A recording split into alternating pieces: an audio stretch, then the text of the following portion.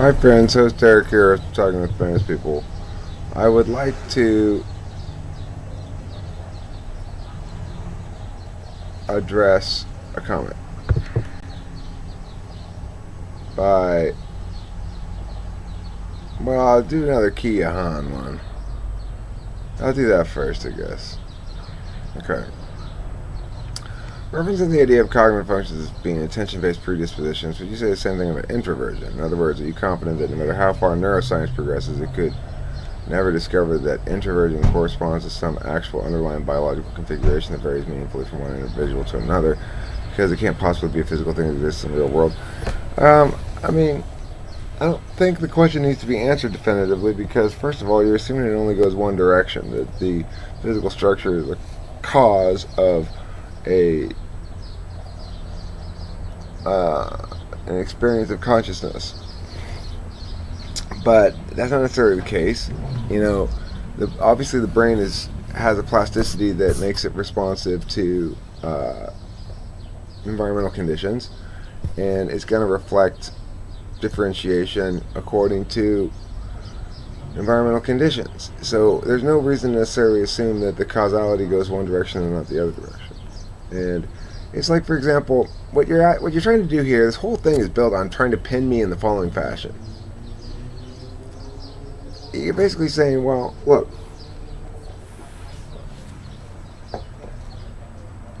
is there some correlate we can find with Alzheimer's disease or not? Yes, aluminum passing the blood-brain barrier.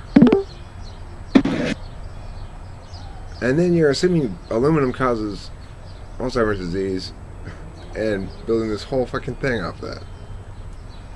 But of course, Alzheimer's disease could weaken the barrier such that it allows aluminum in.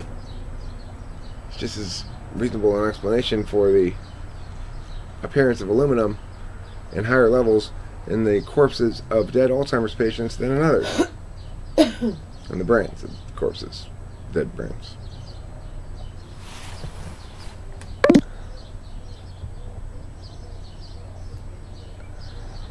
So, alright.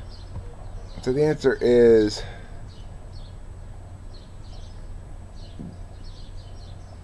no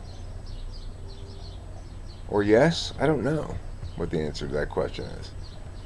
Would I say the same thing about introversion? In other words, that there's no corresponding thing? No. No, I don't think cognitive functions are different from introversion in that respect. I think cognitive functions as well represent a manner of human existence that's going to reflect upon the brain in some fashion, upon the physical structure of the brain in some fashion. I think that the difficulty lies here in that you insist on making things causally reducible that aren't. So the nature of an emergent function is that it's not causally reducible. Consciousness is exactly one such thing.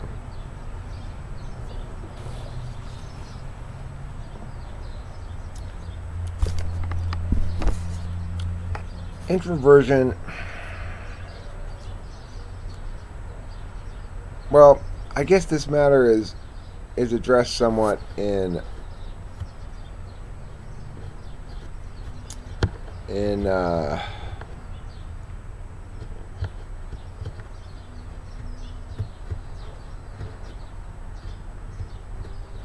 my new table that I'm making about this other stuff that I'm talking about. I'll explain it in a different video though. But I'm explaining some of that stuff right here. Okay? In this table, but I'm not done with it yet. Anyway,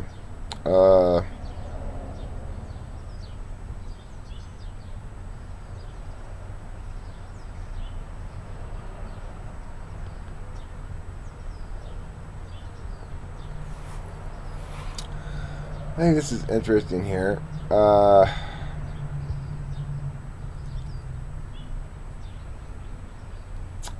lot of research in psychology and social sciences is carried out primarily, if not solely, for the purpose of furthering our understanding without there necessarily being any further, more practical usefulness. The knowledge is intended to serve. And from that perspective, determining whether the dichotomy of the cognitive functions correspond more directly to the underlying genetics biology would certainly prove useful for knowledge expanding purposes, if for no other reason.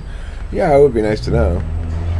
I'm not opposed to it. I'm all for the power of discourse to impact people's perspectives in general. So that's why I'm doing this stuff. That's why I'm making that table, right? I'm making it um, to understand things better as best I can. Hi, Eric. What? What? I don't know what she's doing. She's dancing. I see. Um,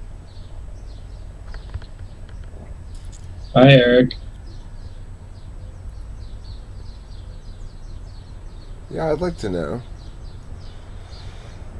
It would be nice if there was some sort of corresponding physical thing. I'm not opposed to it in principle.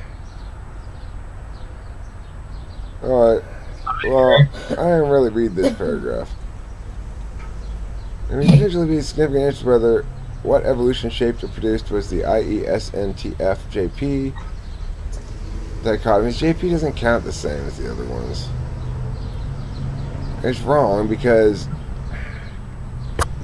of my explanation.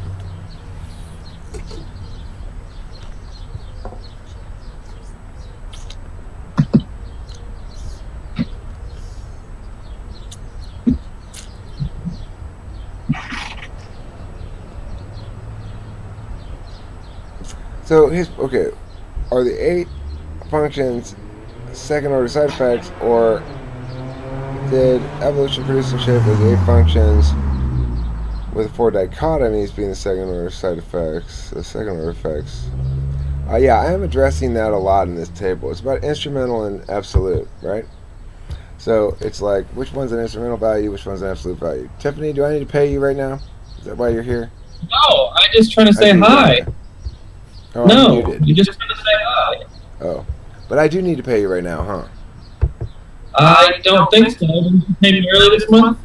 I don't remember. Was that? I can't remember. I'll go back and look. I'll check. All right, thank you, and let me know, okay? But hi. Hi, how are you? I was muted, so if anybody's been talking, I was unaware of it. I just unmuted right now. I didn't realize I was muted. I haven't talked to you in a while, so I was trying to say hi.